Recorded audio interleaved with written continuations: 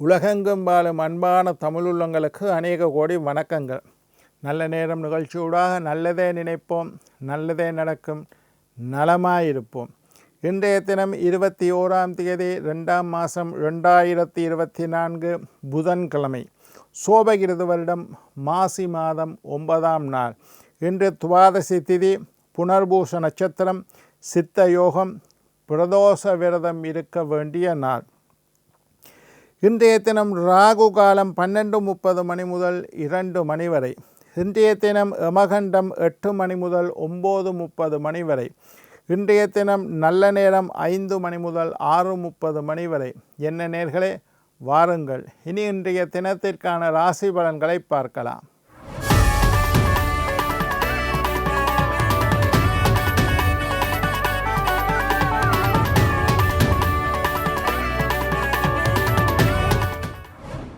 மேஷம் தேர்ச்சி, ரிஷபம் மறதி, மிதுனம் இன்பம், கடகம் நன்மை, சிம்மம் உதவி, கன்னி மேன்மை, துலாம் ஊக்கம், விருச்சிகம் துயரம், தனுசு ஏமாற்றம், மகரம் பரிவு, கும்பம் சுபம், மீனம் கவனம்.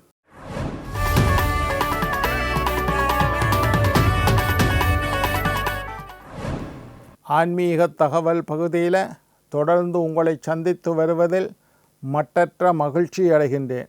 ஒவ்வொரு நாளும் ஒவ்வொரு புதிய அற்புதமான ஆன்மீக தகவல்களை உங்களோட பகிர்ந்து கொண்டிருக்கிறோம். அந்த வகையில் இன்றைய தினமும் ஒரு நல்ல விஷயத்தை உங்களோட பகிர்ந்து கொள்ளலாம் என்று காத்திருக்கிறேன். இன்றைக்கு என்னத்தை பற்றி பேச போகிறேன்டா, நிறைய பேர் என்னட்ட கேள்வி கேட்கக்கூடிய கேள்வி, நிறைய பேர் திடீர்னு ஃபோன் பண்ணி கேட்குற கேள்வி. ஐயா, காகம் தலையில் தட்டி விட்டால் அது நல்லதா கெட்டதா என்கின்ற கேள்வி நிறைய பேர் கேட்பினோம். யாருக்காவது காகம் தலையில் தட்டினா உடனே ஃபோன் பண்ணி, ஐயா என்னுடைய தலையில் காகம் தட்டி விட்டதோண்டு பறக்கைகளை அப்படி காலால் தள்ளிட்டு போகிறது. சில பேருக்கு தலையில் உட்கார்ந்து ஒரு கொத்திட்டு வாயினால் கொத்தி விடுவது, அல்லது பறவை தன்னுடைய காகம் காலினால் அப்படி தட்டிட்டு போடுது. காகம் தலையில் தட்டினால் நல்லதா கெட்டதா என்று பல பேர் என்னட்ட கேட்கணும். நான் அவைகளுக்கு அதுக்குண்டான பதிலை சொல்கிறேக்குள்ள நான் நினைக்கிறேன், இதை ஒரு நாளைக்கு டிவியில் பேசணும் என்றதுனால இன்றைக்கு பேசுகிறேன். காகம் தலையில் தட்டினால் நல்லதா கூடாதா என்றால் கண்டிப்பாக அது கூடாது. உங்களுடைய தலையிலே காகம் தட்டினால், அல்லது எச்சம் போட்டால், அல்லது கொத்தினால், அல்லது கால்களினால் சிராண்டி விட்டு சென்றால் அது தீய சகுனம், கூடாத சகுனம், அது அபச சகுனம், அது கூடாது என்பதை ஆழமாக புரிந்து கொள்ளுங்கள். காகம் தலையில் தட்டினால் 2 விஷயத்தை உணர்த்துகின்றது. சில பேர் நினைக்கிறது சனீஸ்வரனுடைய வாகனம் காகம், அதனால் காகம் தலையில் தட்டினா எனக்கு சனி பிடிச்சிட்டதோ, அல்லது சனீஸ்வரனால் ஏதாவது கெட்டது நடக்கப் போகின்றதோ என்று எண்ணுவது வழமையாக உண்டு. சனீஸ்வர தோஷம் இருக்கு ஐயா, அதனால தான் காகம் தட்டிச்சு, எனக்கு 7.5 சனி இருக்குது அதனால் காகம் தட்டிட்டு, எனக்கு அட்டமத்து சனி நடக்குது அதனால் காகம் தட்டிட்டு, இப்படி என்று நம்பக்கூடியவர்களும் ஒரு பகுதியில் இருக்கத்தான் சொல்கிறோம். காகம் கலையில் தட்டினால் அது தோஷம் என்பதை ஆழமாக புரிந்து கொள்ளுங்கள். காகம் சனீஸ்வரனுடைய வாகனம் என்பதை விட முன்னோர்களின் அடையாள சின்னம் என்பதை ஆழமாக புரிந்து கொள்ளுங்கள். காகம் முன்னோர்களை குறிக்கக்கூடிய ஒரு பறவை. காகம் மட்டுமல்ல, எந்த பறவை தலையில் தட்டினாலும், எந்த பறவை தலையில் கொட்டினாலும் அது தோஷம், அபச சகுனம், எங்களுக்கு பின்னால் வரக்கூடிய ஒரு ஆபத்தை அது அறிகுறியாக அது குறிக்கின்றது என்பதை புரிந்து கொள்ளுங்கள். முன்னோர்களினுடைய ஒரு சின்னமாக காகத்தை இந்து மக்கள் நினைத்து கொண்டிருக்கின்றார்கள். காகம் தலையில் தட்டினா நீங்கள் முதல்ல நினைக்க வேண்டும், முன்னோர்களுடைய சாபம் எங்களுக்கு இருக்கின்றது. முன்னோர்கள் ஏதோ ஒன்றை எங்களுக்கு உணர்த்த நினைக்கின்றார்கள் என்பதை ஆழமாக புரிந்து கொள்ளுங்கள். முன்னோர் காரியம் ஏதாவது நீங்கள் செய்யாமல் விட்டால், முன்னோர்களுக்கு செய்ய வேண்டிய காரியங்களை செய்யாமல் விட்டால், காகம் உங்களுடைய தலையிலே தட்டி அதை செய்ய சொல்லி அறிவுறுத்துகின்றது. நீங்கள் எப்பயாவது காகம் தட்டிட்டா அதுக்கு அடுத்து வரக்கூடிய அமாவாசை அன்று முன்னோர்களுக்கு ஒரு மோட்ச தீபத்தை ஏற்றுங்கோ. முன்னோர்களுடைய படத்துக்கு துளசி மேலே போடுங்கோ. முன்னோர்களுடைய பெயரையும் திதியையும் சொல்லி மோட்ச அர்ச்சனை செய்யுங்கோ. முன்னோர்கள் எதையோ ஒன்றை உங்களுக்கு உணர்த்துகின்றார்கள் என்பதைத்தான் காகம் தட்டினால் முதலாவதாக 2 விஷயம் சொன்னேன். அதில் முதலாவதாக நீங்கள் உணர்ந்து கொள்ள வேண்டும். ஏதோ முன்னோர் வழிபாட்டில் ஒரு குறை வச்சிட்டேன். ஒன்று திவசம் திதி செய்யாமல் விட்டுட்டோம், அல்லது தர்ப்பணம் செய்யவில்லை, அல்லது முன்னோர்கள் வழிபாடு செய்யவில்லை, மோட்ச அர்ச்சனை செய்யலை. இதில் ஏதாவது ஒரு குறைபாடு இருந்தால் காகம் உங்களுடைய தலையில் தட்டும். சரி, ஒரு விஷயத்தை சொல்லிட்டேன். என்ன?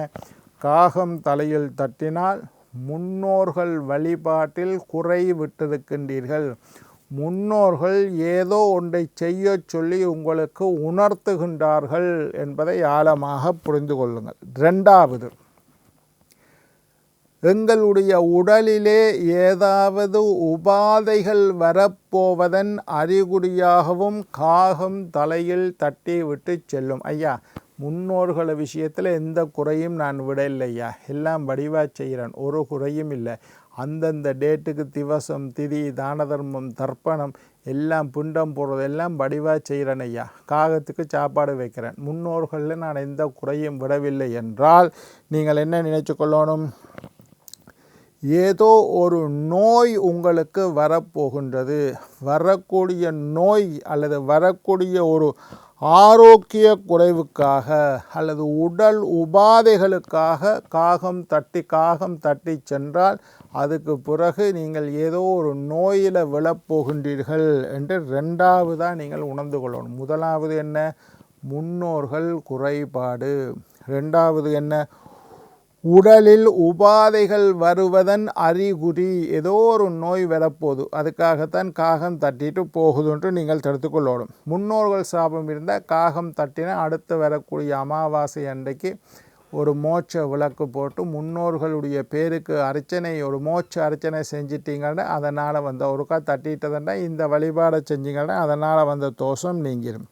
அதே மாதிரி சனீஸ்வரன் என்று முதல்ல நினைப்பார்கள் இல்லை. முதலாவது முன்னோர்களை நினையுங்கோ, 2வது நோய் உபாதைகளை நினையுங்கோ, 3வதாக சனீஸ்வர தோஷத்தை பற்றி நினையுங்கோ. நீங்கள் சனீஸ்வரனுடைய காலம் உங்களுக்கு நல்லா இல்லைண்டா அநேகமாக நிறைய பேர் நான் காகம் தலையில் தட்டுறதை பார்த்துருக்கிறேன்.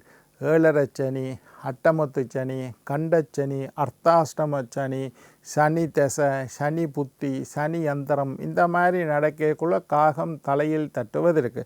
அப்படி தட்டினால் நீங்கள் சனீஸ்வரனுக்கு போய் நல்லெண்ணெய் தீபம் ஏற்றி ஒரு முறை வழிபாடு செய்யுங்கள். சனீஸ்வரனுக்கு நல்லெண்ணெயில் தீபம் ஏற்றி ஒரு முறை வழிபாடு செய்து வாருங்கள்.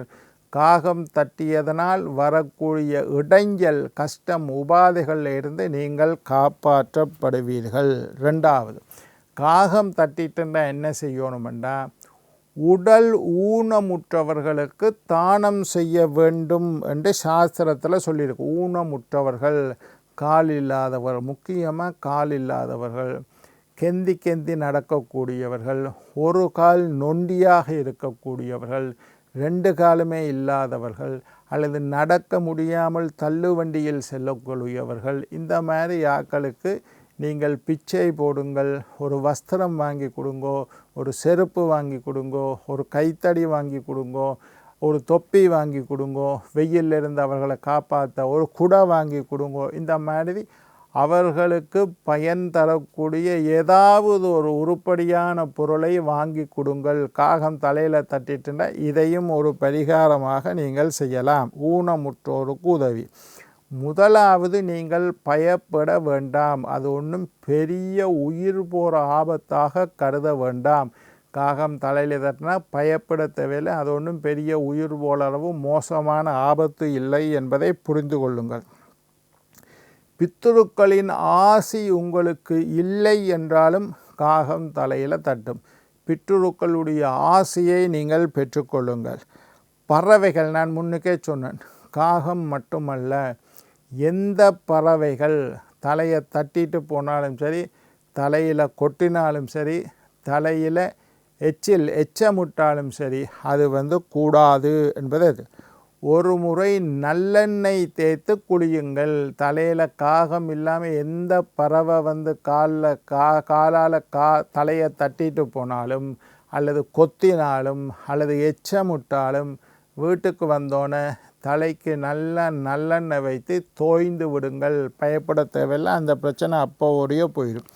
அதே மாதிரி காகத்துக்கும் பிள்ளையாருக்கும் தொடர்பு. நான் எல்லா விதமான தொடர்பை பற்றியும் பேசிக்கொண்டிருக்கேன். காகத்துக்கும் பிள்ளையாருக்கும் தொடர்புண்டு. காகம் தலையில் தட்டினா ஒரு தேங்காயை எடுத்து இந்த புறம் 3 தரம் அந்த பக்கம் 3 தரம் சுற்றி சிதறு காயாக உடையுங்கள். விநாயக பெருமானுக்கு ஒரு நல்ல தேங்காயை வாங்கி தலையை வலமாக 3 தரம், இடமாக 3 தரம், இந்த பக்கம் 3 தரம், கிளாக் வைஸாக ஆன்டி கிளாக்காக 3 தரம் சுற்றி பிள்ளையாருக்கு சிதறு காயாக உடையுங்கள். இதை செய்தாலும் காகம் கொத்தியதனால் அல்லது தலையை தட்டி சென்றதனால் ஏற்பட்ட தோஷம் நீங்கும். இப்போ நான் காகம் தட்டினதை பற்றி 4-5 விஷயம் சொல்லிட்டேன். முதலாவது முன்னோர்களுடைய பிரச்சனையை பாருங்கோ. 2வது சனீஸ்வரனுடைய தோஷத்தை பாருங்கோ. 3வது உங்களுடைய ஆரோக்கியம் சம்பந்தமான விஷயத்தை பாருங்கோ. 4வது தலைக்கு எண்ணெய் வச்சு முழுகுங்கோ. 5வதாக விநாயக பெருமானுக்கு தேங்காய் உடையுங்கள்.